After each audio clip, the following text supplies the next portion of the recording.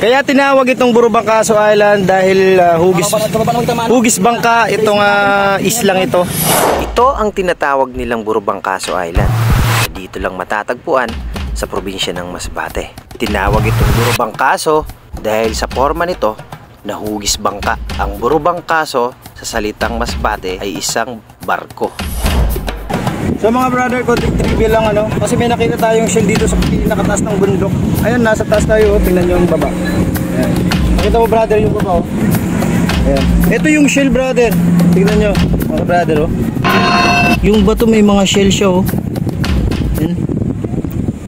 At namangha kami dito sa tuktok ng isla ay merong isang fossil ng shell na nakadikit sa isang malaking bato na dapat ay nasa baba. Pero bakit nandito nga ba sa taas itong fossil na to? Kabuto ng dagat. Pero possible din Tapos ngayon sobrang taas pero may shell sa taas. Grabe Halos dumikit na sa bato. Oo, halos dumikit na siya sa bato. Kumbaga fossil na siya. Grabe Shell So ito abot to ng tubig. Dati. Sobrang taso, tingnan nyo. Bundok. Posible naman na dinala to. Binuhat. Binuhat ang bato at dinagay dito. Meron siyang mga mark ng shell.